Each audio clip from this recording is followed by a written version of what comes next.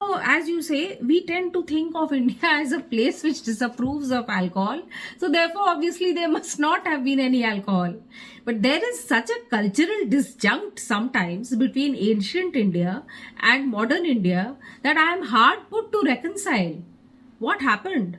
And then, I have to go back to the different processes that happened, the millennia that went, and how attitudes have changed. Okay, they had royal outlets for liquor. So the liquor was made and sold, and every day there was a superintendent who gathered all the money from that. This was a very big source of money for the Mauryans.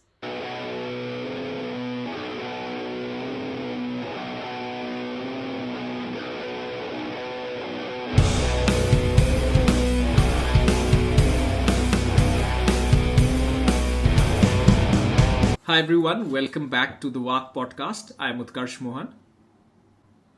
Namaskar, Suvedha Verma Oja, historian and author. Welcome. Wonderful. Well, folks, it's almost the end of the year, and we know what that means. It means party time, at least where I am. And just as we were talking before this podcast, I was remarking that I've been incredibly busy with social engagements over the last few days. I don't know, how about you? Yes, of course, it's the end of the year and holiday season and meeting people season. So it's all about eating, drinking and making merry. Yes, and which is a good segue because this week we have something for you that's not necessarily, I think, yes, it is a little bit more lighthearted than the very serious topics we've been having of democracy and marriage and caste. Yeah, let's keep it light. Yeah, so to celebrate the end of the year, and also this will be our last episode for the year before we take a break because we will be traveling and we'll come back next year. Yeah. So to celebrate the end of the year, we're going to be talking about the ultimate social lubricant, which is alcohol. And not alcohol in general, but alcohol as it relates to India, to ancient India, and it does relate to it, which will be part of what I have been told, and which is part of what I will discover together with you, the viewer, today, as we go over the story. Yes, alcohol. Good. So the social lubricant through the ages, I may say. Yeah. I mean, yes, there's a lot to be said. But before we get into stories that I do not want to share, let me ask an important question, which is, yes, I won't get carried away. Let me ask an important question, right? And it strikes me, right, that in India, or at least in some parts of India today, there is this moral attitude towards alcohol. I'll give 2 or 3 examples from my own life. I have friends whose parents didn't know they drank for a very, very long time because they didn't want their parents to know that they drink. We have states in India that are dry states. Mahatma Gandhi's own state, Gujarat, is a good example. I mean, You've just been there. I've just been there, and another time I will relate the story about how I tried and unsuccessfully I could not get alcohol there. So that's a different story. So what I want to understand is, why is there this moral judgment towards alcohol? Where does it come from? Why is it there to such an extent in India, right? I don't hear of dry states in other countries. I mean, the US had prohibition, that experiment about 100 years ago, but that started and ended spectacularly. So that was a very specific moment in time. It isn't a general cultural thing. So tell me a little bit more. Where does this come from? What is the historical attitude of India or the Indian culture towards alcohol? And how have we come to where we are today? Sometimes, Utkarsh, the questions that you ask me puzzle me too. As a historian of ancient India, I tend to live in the past. When I bring myself to the present, I find such a disjunct in values that I myself feel quite puzzled and baffled. And it is a matter of social science research as to how values change so quickly. Not quickly, but how values change through the years. So if we go back to our own roots, again, the Shruti, Smriti, Puran, the Ayurvedic Sanhitas of Charak and Sushrut, the Griha Sutras, the Dharma Sutras. And if you go back right to the past, there is not this kind of absolutist moral judgment on alcohol. There's no question of any prohibition. So right in the Rig Veda, you have two types of things. You have the Som and the Sura, and both of them were alcoholic. Som was indeed a mystic alcoholic beverage, which gave a person who drank it superhuman, supernatural, even super Devic powers like Indra. So there is not this kind of, moral outrage against alcohol. So this question of yours has puzzled me, and I've tried to find out the reason for it, because I don't see any absolute injunction anywhere. Yes, there is a kind of, caution that the effects of alcohol are very well known. So the key word is moderation. So Vedic religion as such, Hindu, Indian religion as such, or society, or the general culture did not in the past prohibit alcohol. It was used in many ways, and for entertainment, for medicine, for many things, as we'll discuss during and explore during this talk. But it is a good question as to where this moral outrage came from. What I have been able to gather, and honestly, I would like some social scientists without biases. If you try to look for research papers on alcohol, you get a lot of biases. Because people have their own take.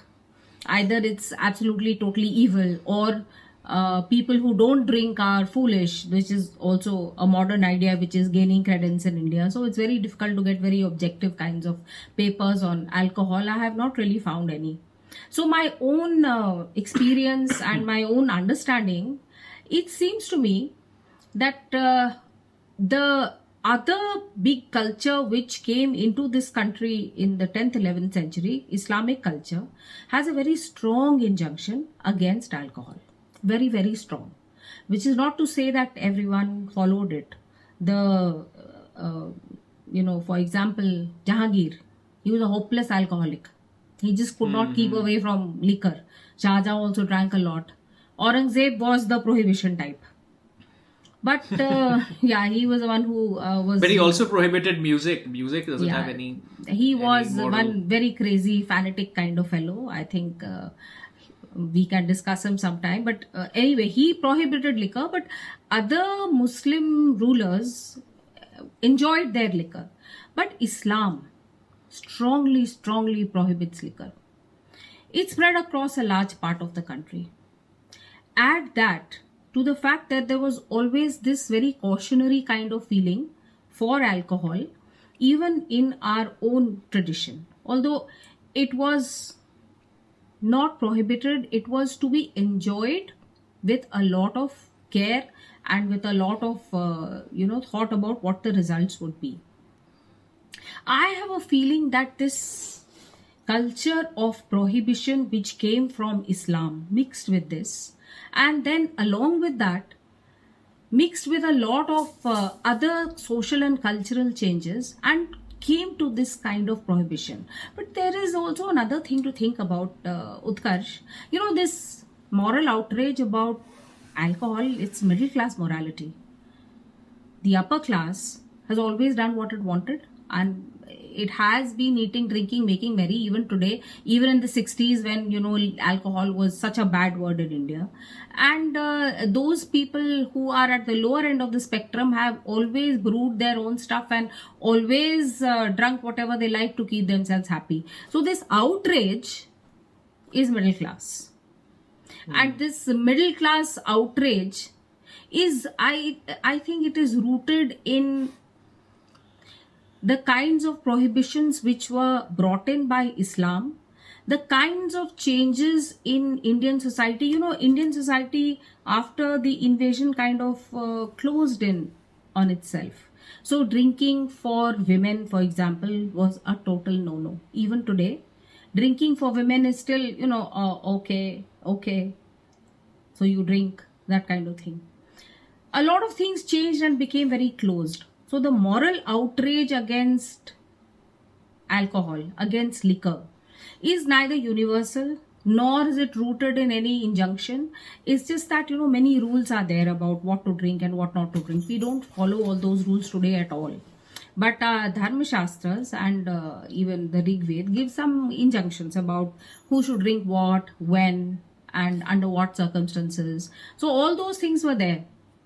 This outrage was a later development due to the historical changes in the societal structure in the second millennium. But even then, drinking, alcohol has always been part of the very rich and the very poor. But the middle class has had many differences in the way they have operated. Okay, I'll go on a slightly different path. So, when you were mentioning earlier the Rig Veda, you mentioned Soma, and I just want to understand. You've mentioned this; it's this mythical, supernatural kind of thing. What is it supposed to have been? What is the current understanding in terms of what it was? And I'll tell you why. This idea has moved even outside of Indian culture. So, if you listen to the most popular podcast in the world, which is Joe Rogan. Him and he's of course a proponent of substances in general in the right way. He's heard of this mythical thing called Soma, and everybody doesn't know what it was. Some people think it was a little bit like certain drugs, something else. But what is our understanding of what this was? Okay, so Som comes from certain herbs. The exact herb from which it comes has not been, there's no consensus on that. There are 2 or 3 different kind of candidates for Som, but there is no consensus on that. It is an extract of these herbs. So they were herbs which occurred, which grew in the Himalayas. They were crushed between 2 stones. So if you put herbs between 2 big stones, and those 2 stones were placed on a hole in the ground. And then the top stone was moved and it was crushed. And the sound which came out was supposed to be like the roar of a bull. And once this extract was, whatever material you crushed, it came out. Then after that, it was collected. It was strained through sheep's wool. And it was mixed then with milk, curd, flour. And then it was ingested. It was drunk as a liquid. So it used to come out in a tawny color. This extract of these herbs used to come out in a tawny color. Then it was mixed with all these other things, and it was had. And the biggest Som drinker of them all was Lord Indra, who towers over everything that happens in the Rig Veda. And he, before going for any war, any battle, he would drink this Som. So today, if anyone says that they know what Som exactly is, they are wrong. Nobody does. The identity of that herb is still mysterious. So I hope that your Joe Rogan did not come up with some some... No. He's very clear. We don't know what it is. Yes. It's just hypothesis. Yes, so he was right. It's not a hypothesis in the sense that we have umpteen references to Som and descriptions of how it was made and descriptions of that herb, that plant. It's just that today either that plant has died out. It doesn't exist anymore. Or we are not able to identify it. There are certain candidates for this identification, but nobody agrees on which one it is. And you see, no such herb has been found.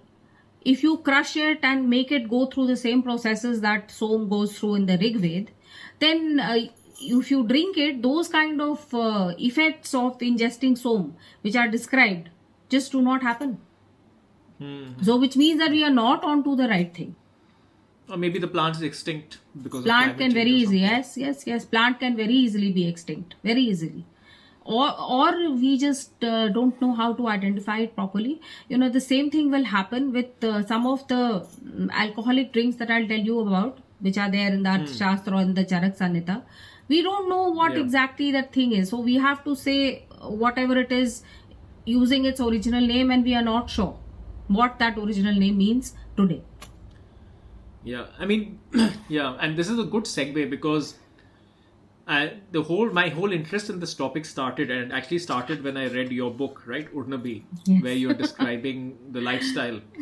And for Yes. folks, if you haven't read it, if you're listening to this podcast, most likely you have. But if you haven't, please grab a copy. I will put up a screenshot.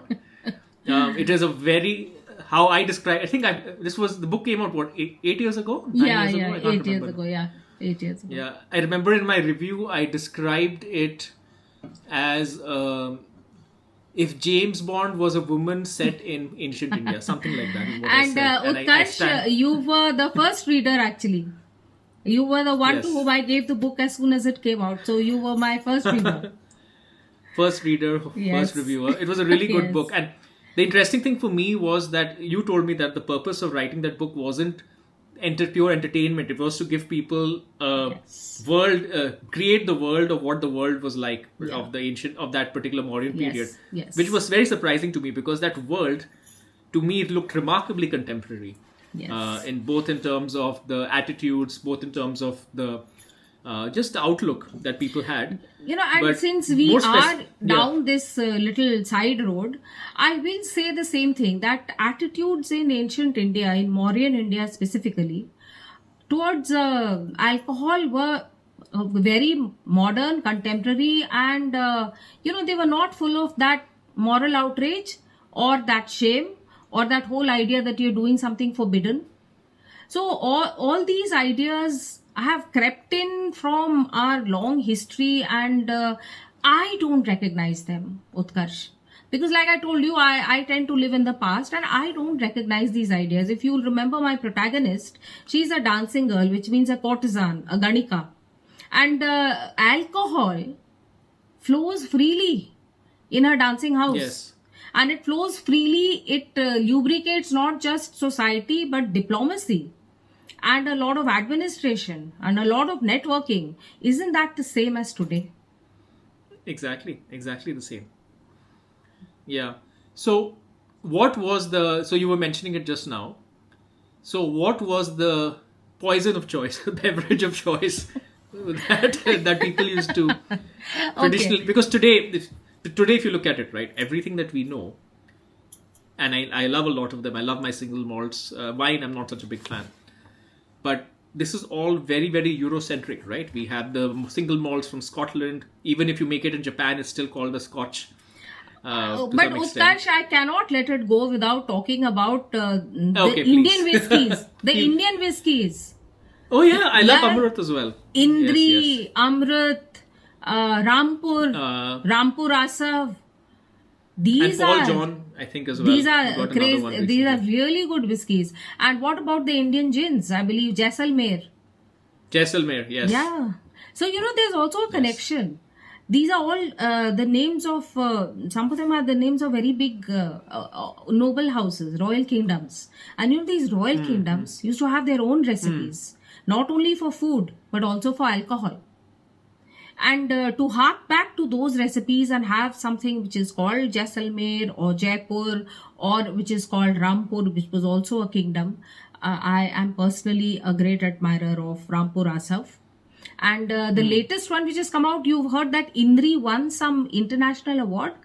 This Indian whiskey called Indri. I haven't heard it. Okay. Yeah. So Okay. this I haven't international heard whiskey, of it or that it has won. then you must try it out. I mean, I just wrote an article when Indri won that award on the luxuries that used to come out of India. And alcohol and the different things that flavored alcohol, this was definitely one of the luxuries that came out of alcohol. Came out of India. This is very interesting. So, and this alcohol. So, again, I don't think we have the knowledge. I mean, perhaps you have, in terms of getting into the history of the different forms of alcohol, of like whiskey, the history of it. But what were these alcohols in that used to come out of India? Were they similar to what we have, whiskeys or wine, or was it something we would recognize? You would recognize it, but you would not recognize the names, Utkarsh. So, Som is something very different. Like I told you, it had mystic and very serious connotations. It was used for serious purposes, devotion and fighting, or it was not to be taken lightly. Som was something very different from Sura. So Som is not an alcoholic beverage, like we can talk of Sura like whiskey or gin or something, but Som was different. So let's leave it in a separate category and let's go on to this other category which is called Sura. So Sura is what we would today, call as alcohol. So this has the party connotations, have fun, the pleasure of drinking it, of getting high, etc., etc. And surprisingly enough, you remember the Harappan civilization which we keep talking about, the Saraswati Sindhu civilization. Even in that one, we have found distillation apparatus for distillation of alcohol. And you must flash that picture on screen. This distillation apparatus, some people have also connected it to maybe the production of Som. Although the description in the Rig Veda of the original way in which Som was produced is different, this is a distillation apparatus. Whether or not it is connected with the Som, it is definitely connected with Sura. So what were the different ways in which Sura was made? What I think and what I would like to say is, there are basically some particular ways of making alcohol. Those processes will not, then new processes will come. There is fermentation of raw materials. There is, extraction. There is distillation. These processes are the same the world over. It's just the materials which are used and the ways in which these processing methods are used which are different. So what kind of we need some fermenting agents. Without that, there's no alcohol. So we used to use rice, barley, even urad dal, fruits, honey, coconut sap. All these things were used for fermenting. Then you also used spices to give it taste. Long pepper, round pepper, nutmeg, cloves, cardamom, etc. And some astringents, which we will not recognize the name of, like Triphala and Meshashringi, etc., etc. So these were the ones which were made through fermenting. There was another category, and I think it is here that we will enter the realm of the modern kind of drinks, because these were the grain-derived drinks. And they were derived from barley and rice, and then they were called masar. They were derived from fermented rice flour, then it was called prasanna. So, there are many names. The similarity will be in the fact that the processes which are used to arrive at alcohol remain the same. There is raw material, it is fermented, or there is raw material from which an extract is made and fermented material is added to it. Then it is kept for some time either underground. In Scotland they keep it in barrels. In the northeast they keep it in bamboo shoots. Wine is kept in bamboo shoots and buried under the ground, so that some kind of flavor develops. So once you have these basic things, you can flavor them by adding anything. And some of the very popular ones is like, toddy. Toddy, with the best type of toddy is found in Kerala. Palmyra, Nira, these are all sap. Then these are distilled into arrack. This is very popular in the southern part of the country. The types of Sura, I cannot even start going into them because it would take hours. In the Valmiki Ramayana, only 4 are mentioned. In the Arthashastra, about 12 are mentioned. But in the Charak Sanyata, about 84 of them are mentioned. So, the list of names would mean very little to any of us today. Suffice it to say that grains, flowers, fruits, natural materials and spices, these were used and mixed in different ways and processed in different ways to arrive at a whole plethora of drinks. And for me too, the research into alcohol and the way it was used, I did it for my book. Once I did it for my book, then I realized the strength, depth and extent of the different kinds of alcohol which have always been drunk in India. Somehow our ancestors loved their alcohol. They drank all this, making it in their own places, but there was also imported stuff. So where did we import from? Long back, we used to import from Afghanistan. This was in the years before the Common Era. So things like Harahurak. Harahurak was an Afghan wine which was very, very famous. And another one was Kapisayan. That was also very, very famous. Around the turn of the first millennium, remember, I think we had talked about the Roman and Indian trade, Greek and Indian trade. So around the first, second, third, fourth centuries of the Common Era, a lot of wine was imported from Europe. And we have those old amphorae also, we find them at the port cities. So we had imported stuff, we had a lot of stuff that we were making, and well, people were quite happy and merry. So if if you want to understand the history and literally taste the history of whiskey, you go down to Edinburgh, and they give you a very, very nice single malt tour. Yes. I don't know if you've done it. Yeah, I have once. Yeah. So if it's very nice, right? Yeah. So I want to ask, if I want to do a virtual tour of Indian alcohol, and what should I? And me and my other beer swilling friends, where do we begin? Where do we go? What all should we look at? Where should we go, and what should we get from duty free? Or maybe it's in summer only in certain parts of India or something. Of course, another thing I want to point out is that first thing, that we have not collated and made a history of our alcohol the way Edinburgh has.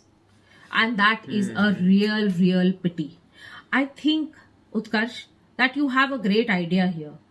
We should have these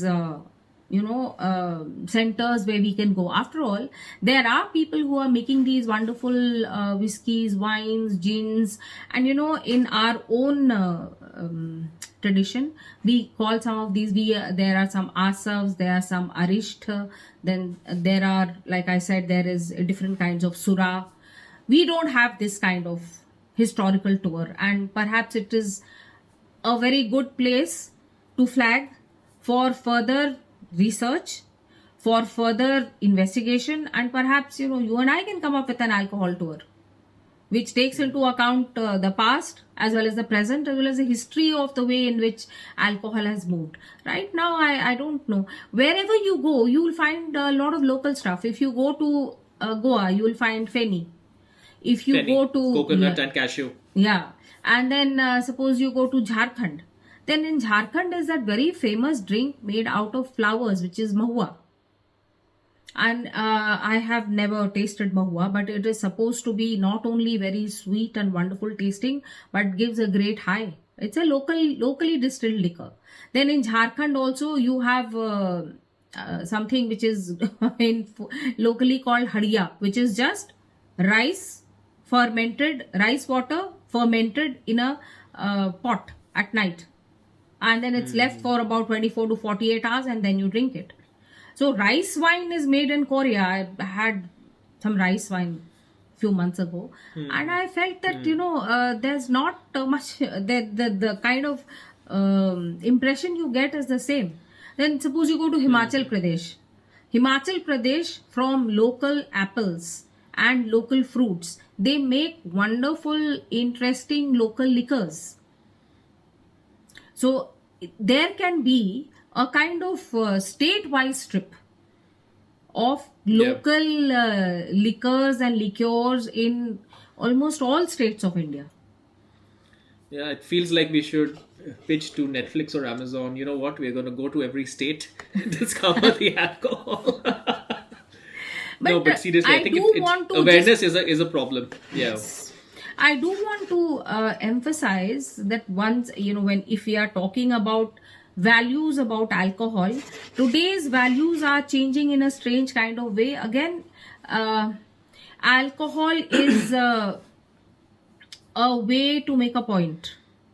It's a way to show how modern you are, and it's a way to enjoy yourself without any limits, without any bounds.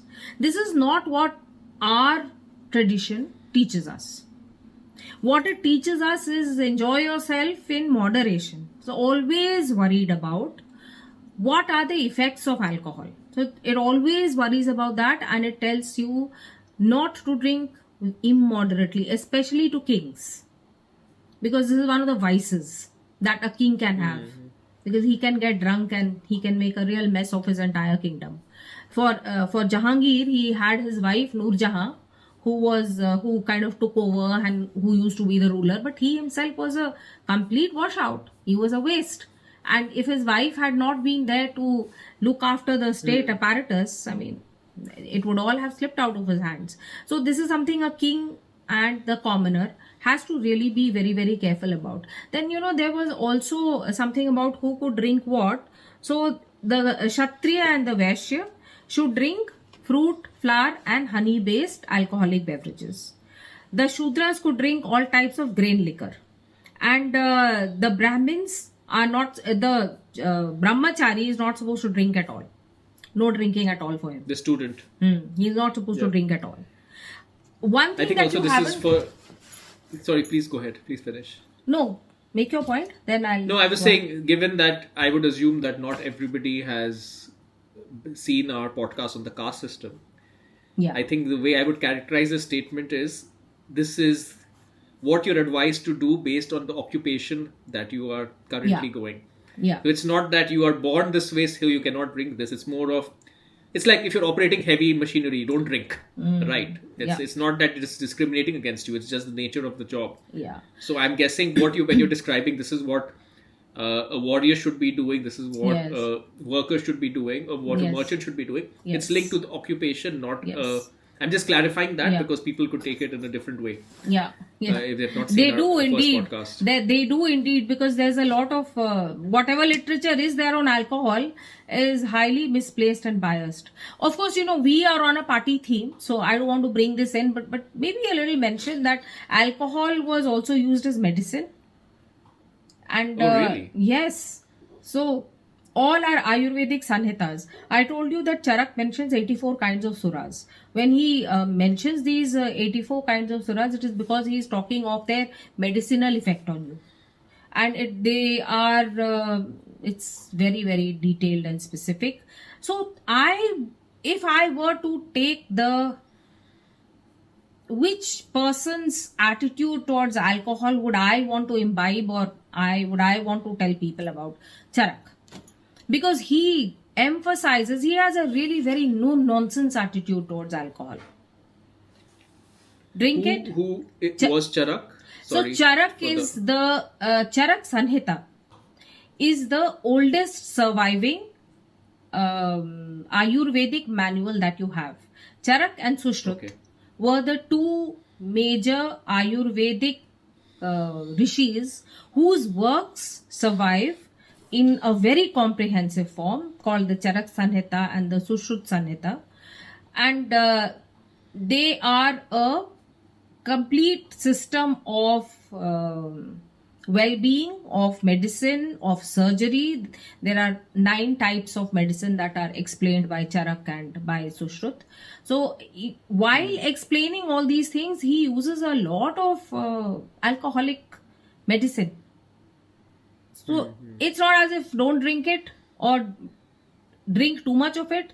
Just drink a proper amount, keeping in mind your own health. So he also says don't drink too much in summer and in the rainy season. Drink in the winter. So that's why I feel that, his attitude towards everything, and we've not touched food as yet, but his attitude towards meat and vegetables is the same. So in India, again, this is a kind of hot topic. People get very angry on both sides. Vegetarians get very angry about meat-eating people and vice versa. And there are very wild claims about India being fully vegetarian or fully non-vegetarian. As always, it's the middle path. It's the moderate path, which is always correct and which has always been correct. So Charak again has a very no-nonsense attitude towards meat also. We must do another one on food. Maybe, food, specifically on vegetarianism and non-vegetarianism and all the rest of it. I don't think we can do it after the holiday season because people will be trying to recover from all the food they I eat. know. They We won't need to want wait us for a talking little about bit. food. Yes. Yeah. Maybe by February people would have recovered. So then we can Yeah. do it by February. Then we'll do it then. Good. Okay. What was the other thing that I wanted to ask? So, we talked about. Could you, yes, do you have any specific, because I remember there were specific drinks mentioned in your book, right? Yes. Do you have any specific examples? And let me ask you a more personal question. Have you actually ever tried recreating any of these? No, I ancient haven't. things? And Utkarsh, whenever we meet next, we must do it. And I Yeah. know which one. So, like I was telling you the other day, I was reading an article in the New Scientist about how to make sci-fi cocktails. So then I also thought, okay, let's think about how to make Mauryan cocktails. It's a little tough because where will we get all the ingredients and how will we do exactly what is set down? Now, there is only one text which tells you how to make them. The oldest text which tells you how to make them. And that is Arthashastra. Now, Arthashastra, why does it tell you how to make them? Because Yeah, I mean, I was going to ask, isn't it about governance? Why does it tell you how to make alcohol recipes? That's because there was a department of spirituous liquors and there was a head of that department. So obviously he had to know how to make it. They had royal outlets for liquor. So the liquor was made and sold. And every day there was a superintendent who gathered all the money from that. This was a very big source of money for the Mauryans. That is why, Utkarsh, in the book Urnabi, which is set in the Mauryan period, there is so much alcohol.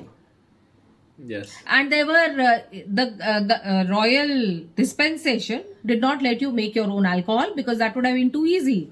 No money for the Mauryans then. So only on festive occasions, 3 or 4 days before and after a festival, could you actually make that alcohol yourself and drink it. Otherwise, you had to buy from the royal outlet. So, but they were very good. This whole department, it had lots of pubs, what we would call pubs today, or drinking houses. There was a whole network of these drinking houses. And they've even described these should be very good. They should be beautifully decorated with flowers and perfumed.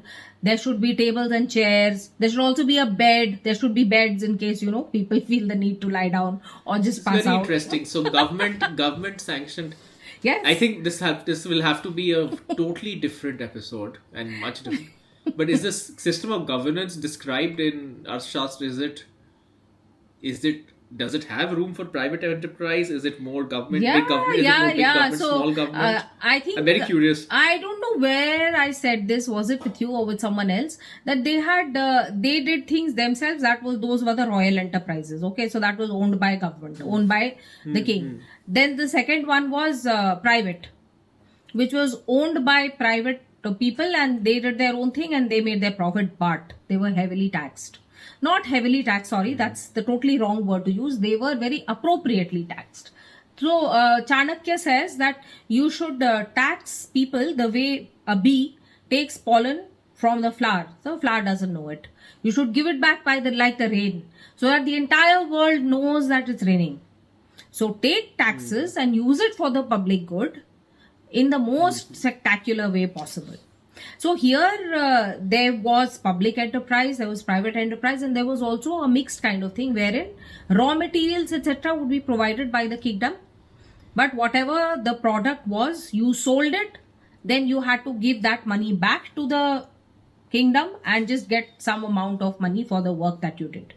So public enterprise, private enterprise and mixed enterprise, everything was there. As far as, the Mauryans were ultimately practical people.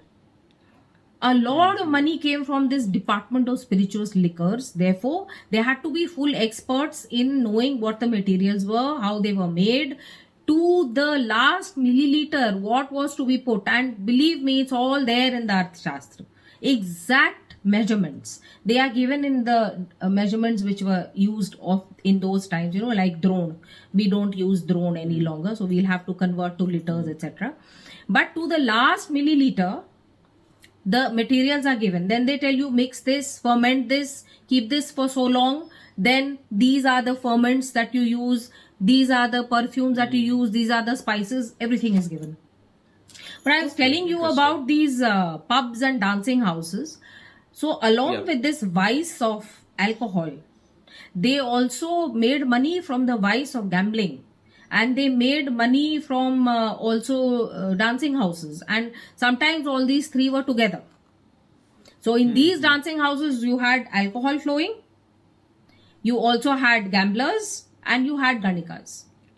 But there were separate drinking houses called panagars. These were totally separate, these drinking houses. And like I said, they were supposed to be very well appointed, clean, beautiful, decorated, and the attendants are supposed to be very beautiful women who would serve the alcohol. So doesn't this sound more like out of a Bond movie than out of ancient India?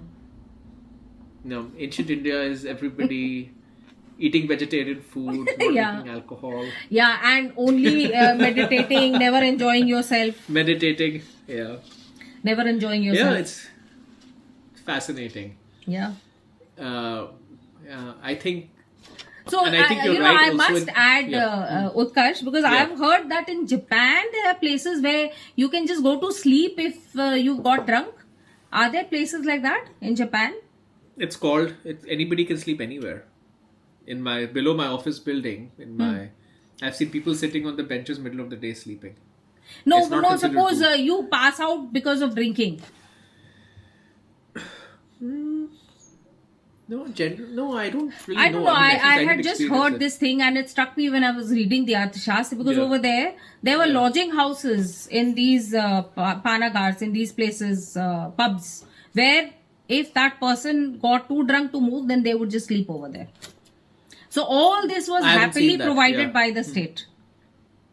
Okay. For money, of course. The Mauryans never shied away from earning money, although they were also good at spending it for the people, but they were good at earning it also. So all these things went together. I see. Okay.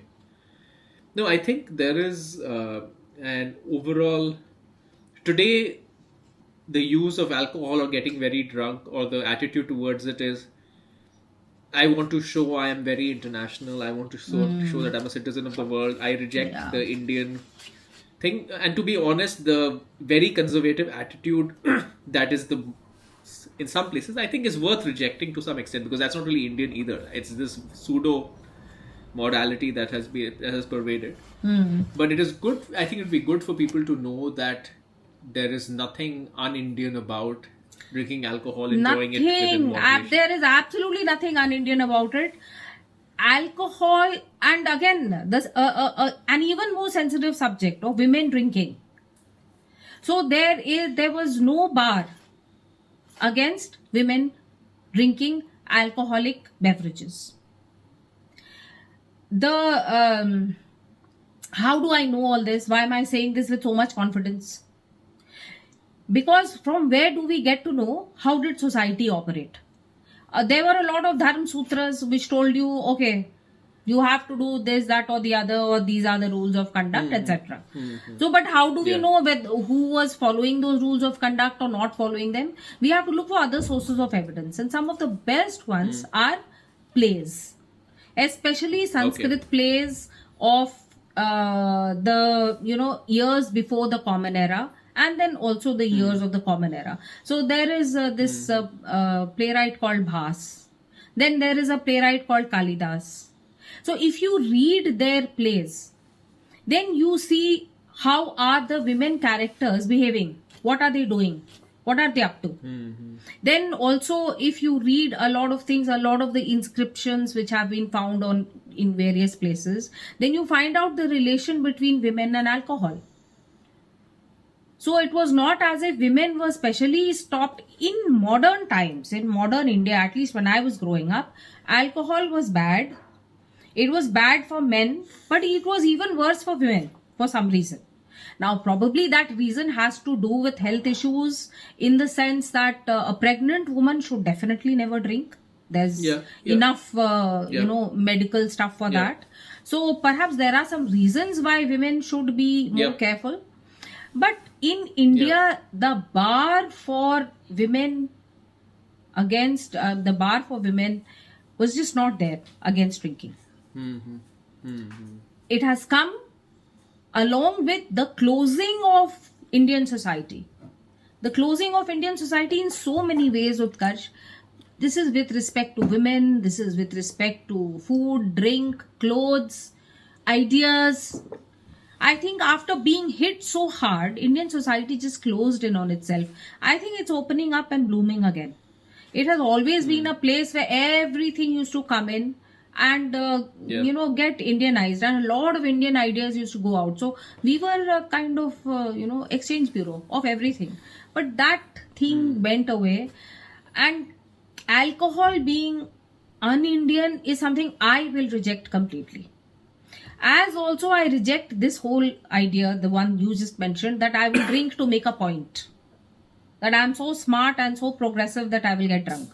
Now that's also not something I approve of. I have seen too many people out of control. And a lot of young people today just, using alcohol to just lose their senses. That is not something that is Indian either. Because I will again say the same thing. Across the board, the attitude towards alcohol is drink in moderation. And that's also a road sign in today's Switzerland or today's UK or today's India. Drink in moderation. Yeah. I don't know why we started off on this, comparison between the past and the present, but perhaps it's a good perspective. Yeah, I think it's an important one. In fact, I think in the future we should probably do one episode where we literally go over what is assumed to be an Indian value, which a lot of people will hold over your head, and how it isn't really, right? And this could be one of them, and many others. Utkarsh, is it your experience that not drinking alcohol is seen as an Indian value? Oh, at least, not for me, but for my entire friend group, definitely. In fact, when they came to my house for the graduation trip, they were shocked to be served alcohol, because they were like, "Hey, where can we sneak some alcohol from?" I said, "There's no need to sneak it. You're gonna get it in the house." Yes, and yes. It was shocking to them. My entire friend group, all of them, without, and this is a group, right? It's a mix of North, South.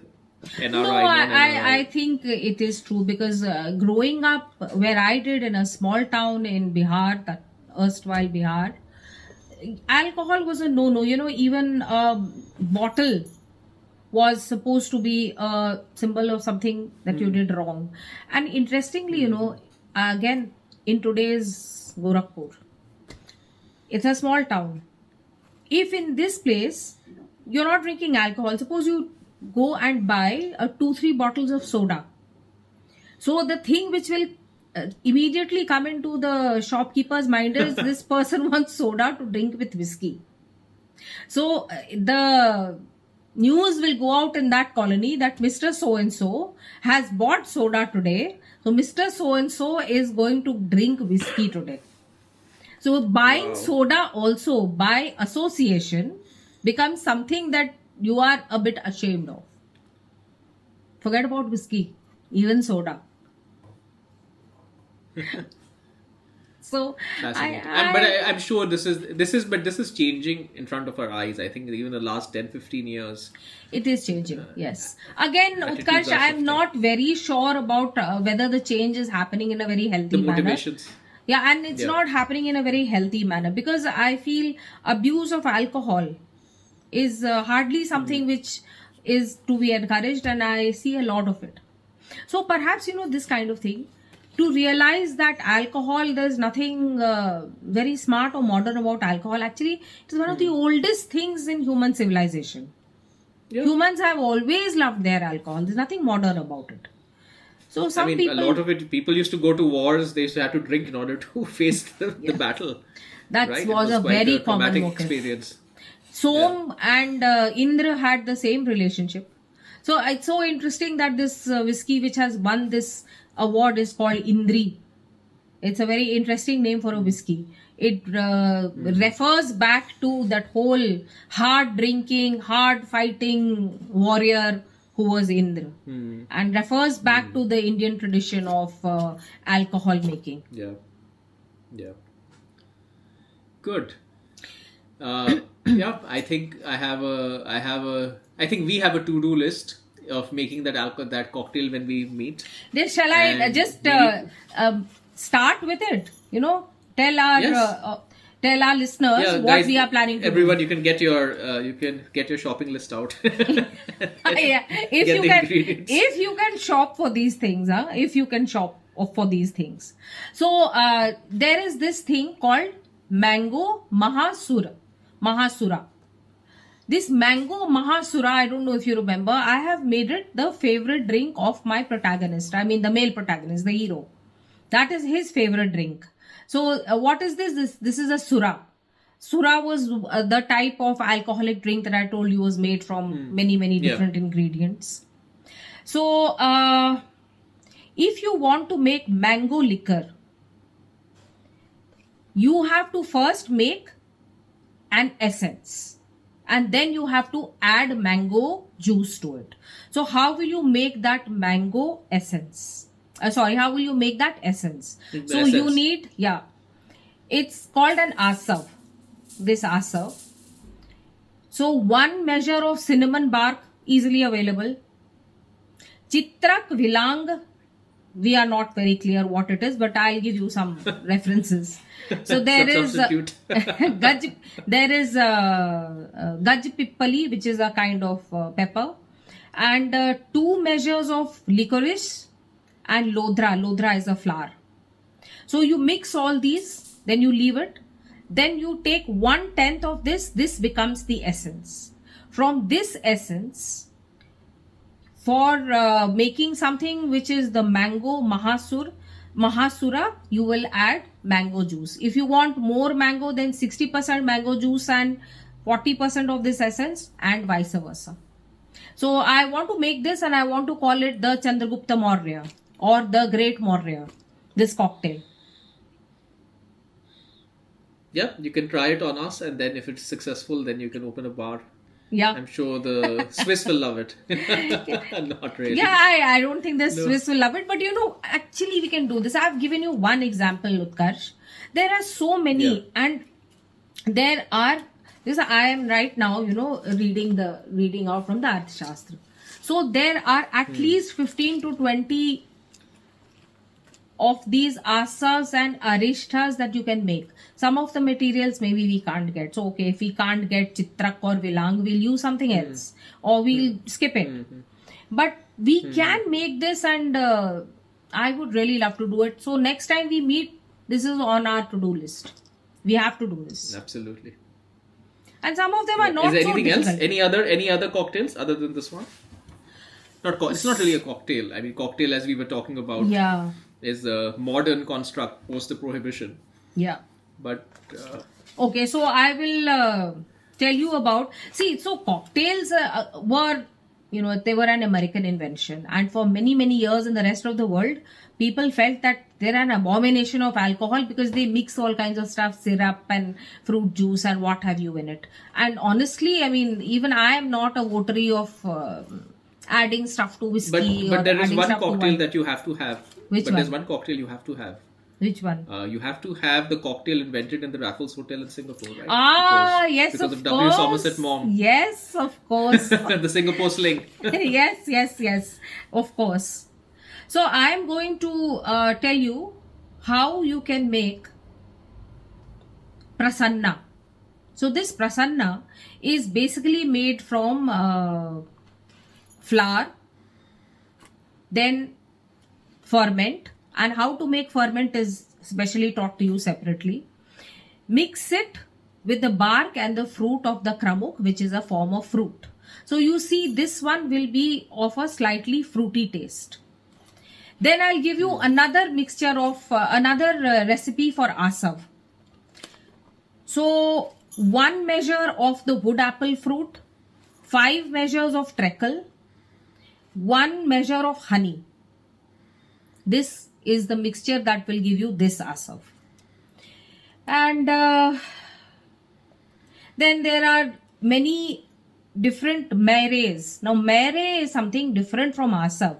Mere is the one which has more of a medicinal kind of flavor, so that I am not going to tell you. But often you mix long pepper, you mix black pepper, then you mix this with 3 kinds of fruits. You can choose those fruits, and with jaggery. The juice of grapes is also mentioned. It is called madhu. And in the Arthashastra also, Kapisayan and Harhuraka are mentioned.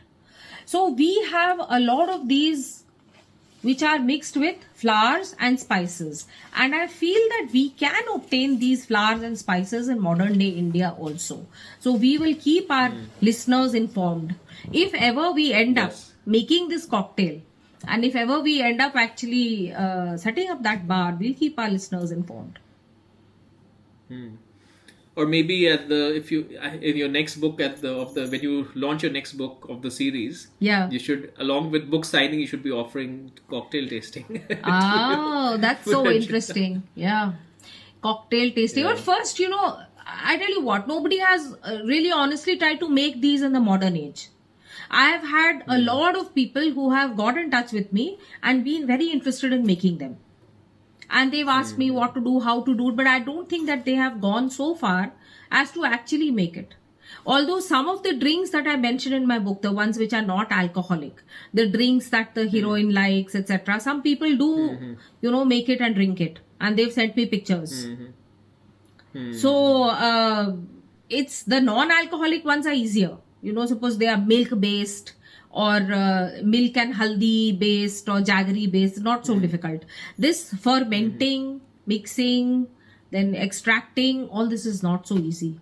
But this is, what can I say, it's an aspiration. So we will try to launch a line of Mauryan cocktails, starting with the Chandragupta Maurya, Mango Mahasura. You heard it first here. You heard it first here. Maybe we can give this idea to a hotel. Yeah, I mean, bars are always looking for new concepts.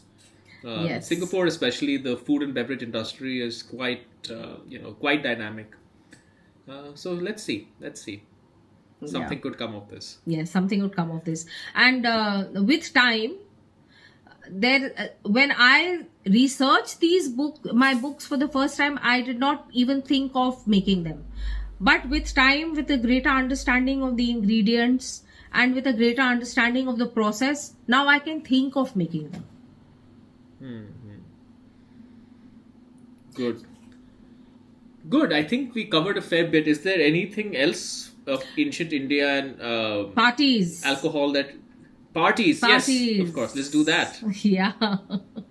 So parties. Now, again, ancient Indians don't have that reputation, but they were great partiers. They were great party goers and party organizers. These used to happen in public spaces, because there were certain public spaces, especially gardens and river banks. And these places, they had some, especially in the Mauryan period. As a Mauryan researcher, I tend to focus on that. So, there would be a building made in a public area for you to party in, or there would be a building made in next to the river. So what happens in a party today? If you imagine a club today, basically there's a DJ, there's loud music, there's dancing. Yeah. So what's the Mauryan party? I don't think they have loudspeakers or something. They didn't have loudspeakers, but they had a lot of music. No shortage of music at all. So there were 2 types of parties. So there were Samaj parties and there were Vihar parties. So what was a Samaj party? It was stationary. And a Vihar party was like a picnic. You went somewhere. And the Vihar party could also happen on a water body. So you had a kind of riverboat party. And remember, this was all happening around the Ganga and its tributaries. So lots of rivers available for these parties. So luxury boats used to be built. And on those luxury boats, people would get on those luxury boats and party the night away. Often. So we had yacht parties. Yes. In BC India. Yes. We had yacht parties. Yes. And again, this is mentioned in the Arthashastra that in case a government official, a royal official, did something that the king was very happy with, then he could be rewarded with one of these yacht parties, one of these boat parties, cruises.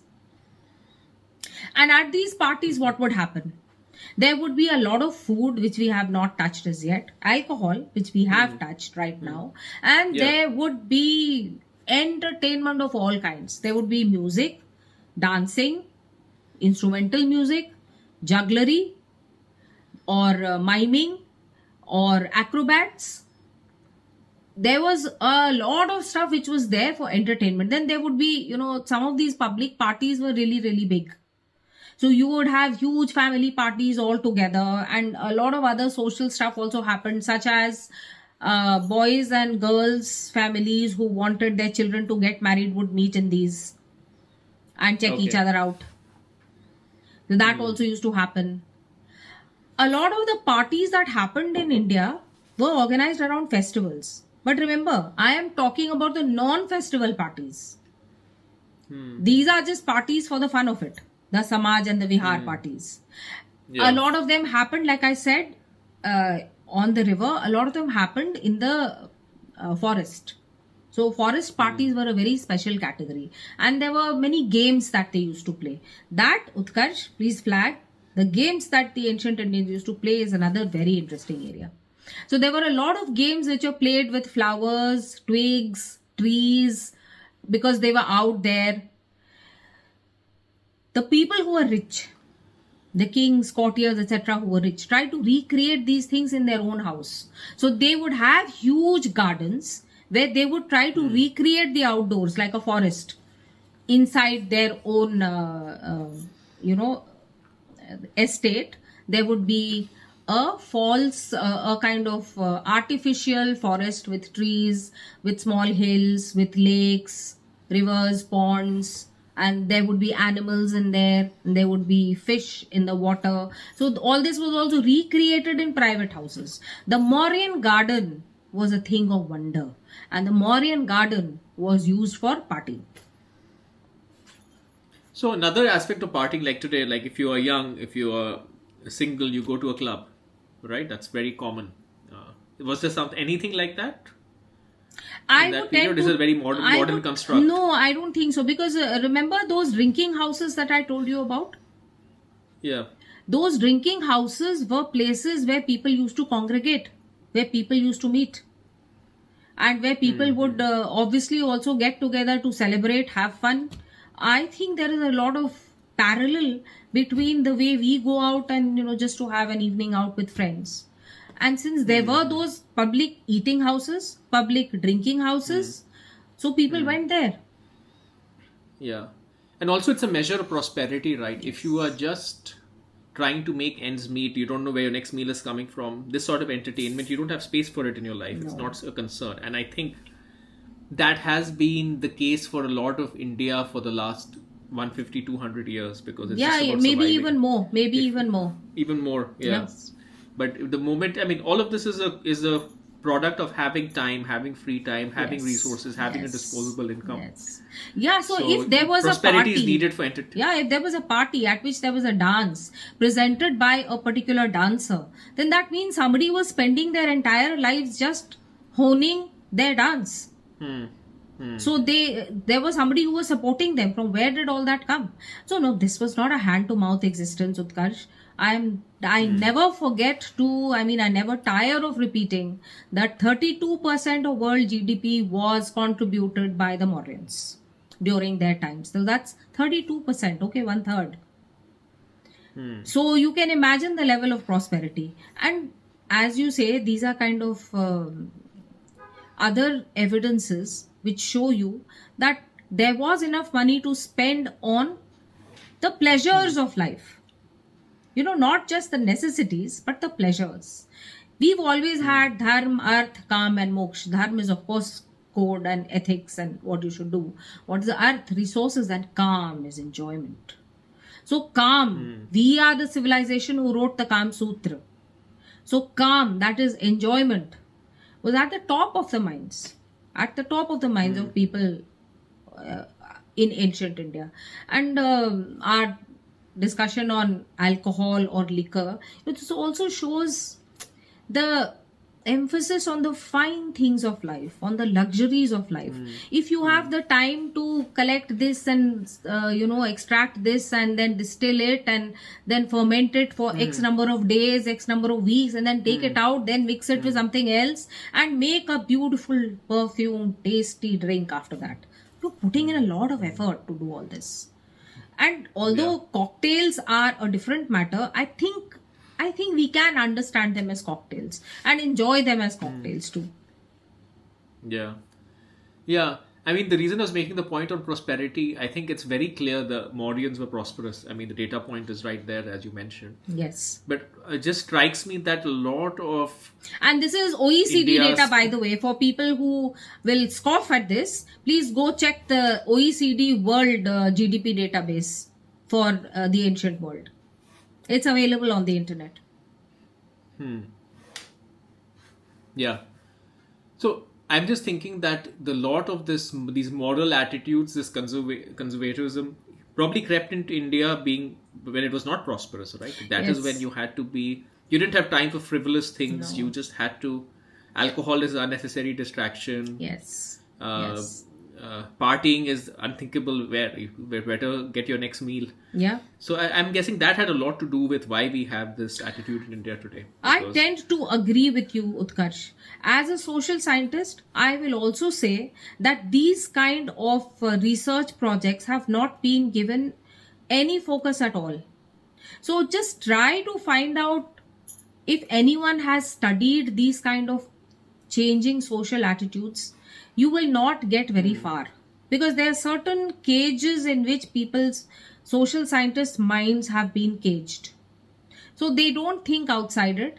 They don't have this kind of inquisitive or curious idea of taking evidence from the past, seeing that is very different today, and then trying to, make that journey clear to all of us. I keep trying to do it in my own capacity as a social scientist. So a lot of the things that I've told you today, you will not find it anywhere, because I get it all from original sources.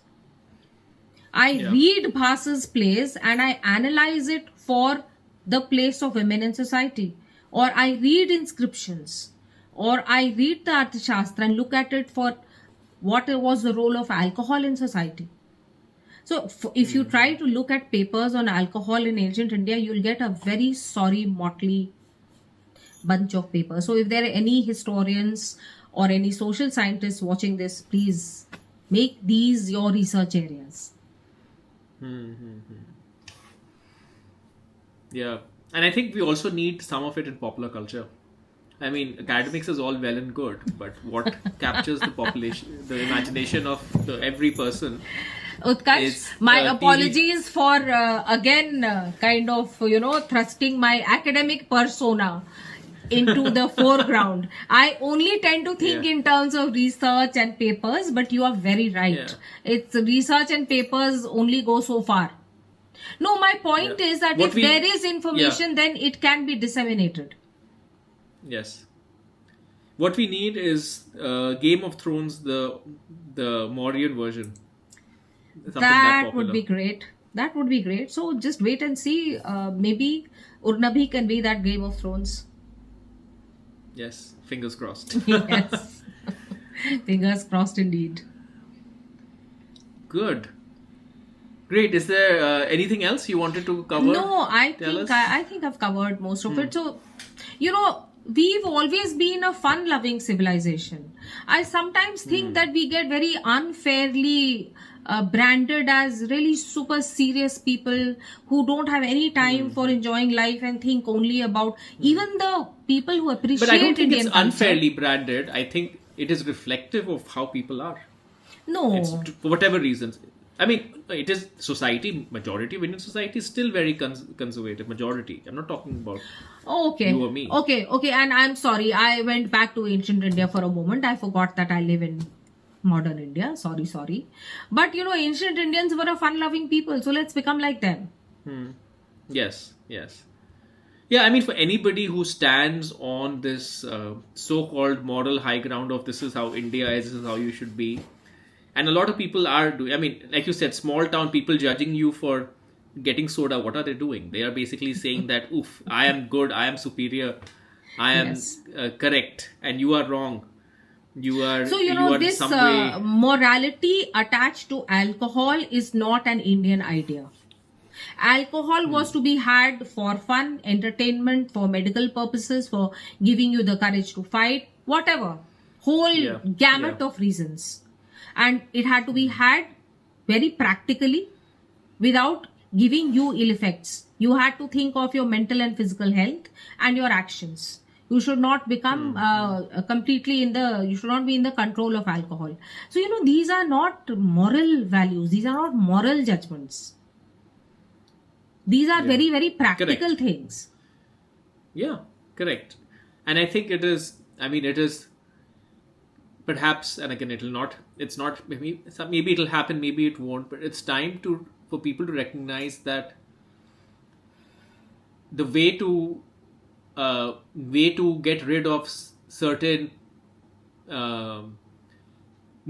unnecessary morality and value judgment society is not to just take the Western idea and use it to break Indian idea, but it is more to look internally, look within, and realize that it is part of your basic civilizational structure all along. Yes. And it has a place.